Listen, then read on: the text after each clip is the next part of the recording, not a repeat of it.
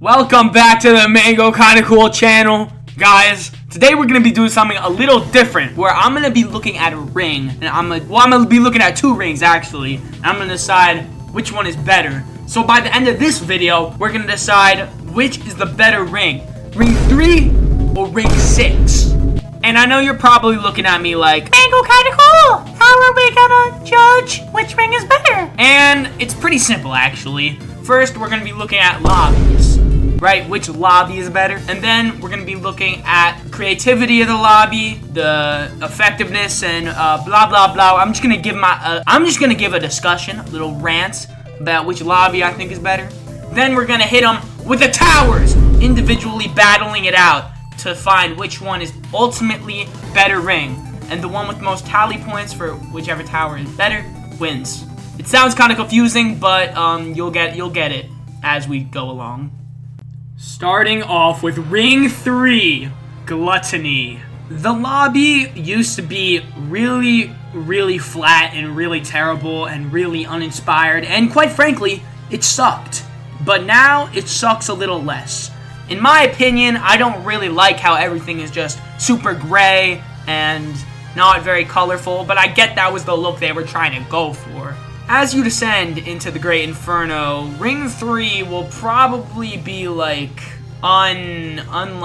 it'll probably be underwhelming, I can't lie. Like, you go through these beautiful rings, and then you stumble across ring 3, which kind of looks like shit, but the revamp, it kind of helps. Like, you get more wedges. The whole entire look just looks more modern than rings 1 and 2, but it also looks more depressing and like not as good, even though there was clearly a little more effort put into the lobby than the previous rings.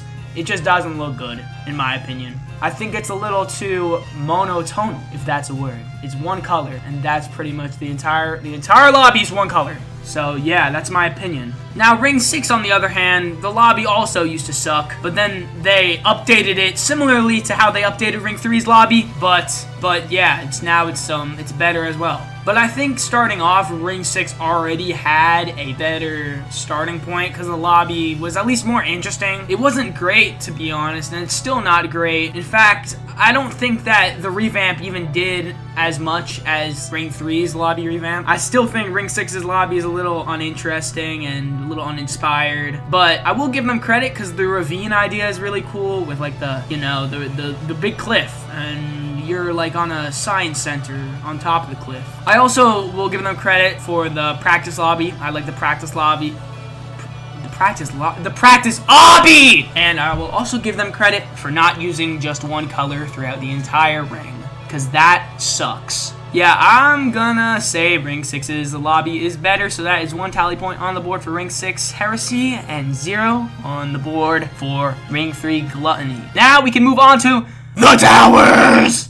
So, starting off, we have Tower of Friendly Jumps in ring 6 versus Tower of Funny Thoughts in ring 3. Now, this is a pretty unique toss-up because both of these towers are butt. They're booty, bro. They are not good. Neither of these towers are any good at all. They show no signs of goodness, and they are all bad. So, it's really a coin toss which one you think is better. For me, it's whichever one's a little more bearable, and Tower of Funny Thoughts, for me, is not that! Who wants to walk for that long on that stupid balloon floor?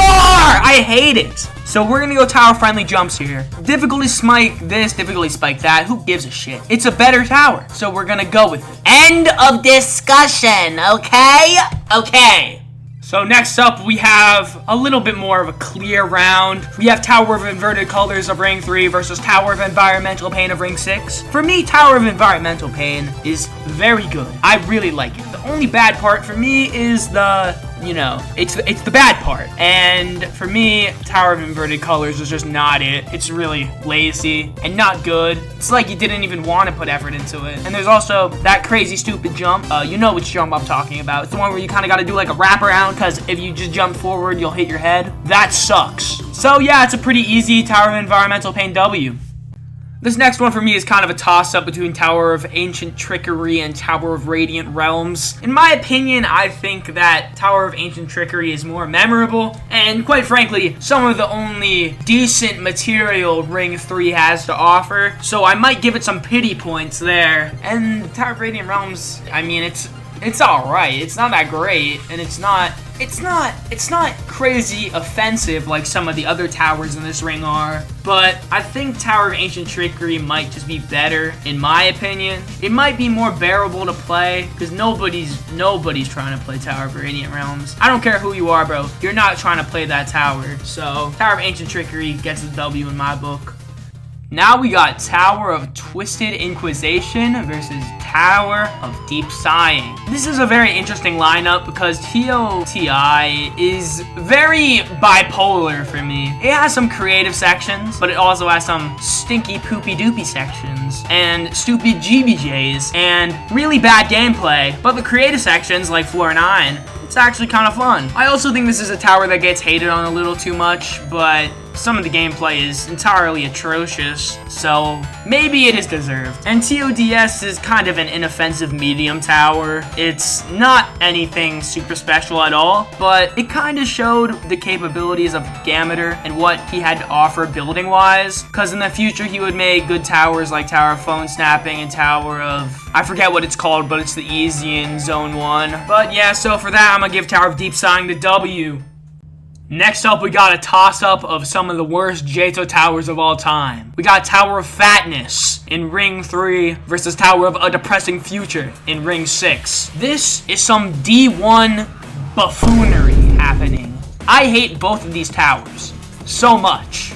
However, I think there is one that is clearly less bad, and that is Tower of Fatness. It's stupid and it's dumb and the difficulty spikes suck and it's really ugly, but at least it's not TOADF. End of story. Next up, we got a really close one. We got Tower of Intense Solar Chaos versus Tower of Winning Every Run. I don't even know which one's better here. I can't lie. I'd say maybe Tower of Intense Solar Chaos is a little more creative, and maybe the gameplay's a little better, but Tower of Winning Every Run is one of the better things in Ring 3, if I'm being completely honest, because nothing about it is inherently offensive, so that's a plus. I would still give the edge to Tower of Intense Solar Chaos, even though some parts on it really suck, like the box pushing tight ropes. Holy crap, those suck. And yeah, and there's also a spot where you can get luck clipped out on Tower of Winning Every Run, but we don't have to talk about that. But yeah, Tower of Intense Solar Chaos is better, in my opinion, so that's what I'm gonna go with.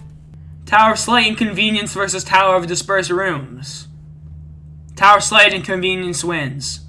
Now we got Tower of Wall Hugging in Ring 3 versus Tower of Flustering Sections in Ring 6. And this is also pretty close, but I actually am a big admirer of Tower of Flustering Sections. I thought it was a really good replacement for the Punky Joe tower that got removed, because I really hated that tower when it was in the game. So they replaced it with something that might not be as memorable, but at least it's a better tower, gameplay-wise. As for Tower of Wall Hugging, again, it's not really bad. It's just a forgettable classic tower that JTOH has in its arsenal. So I'm gonna give the edge to Tower of Flustering Sections, though. I do think it is a better tower than Tower of Wall Hugging. So that's the final result.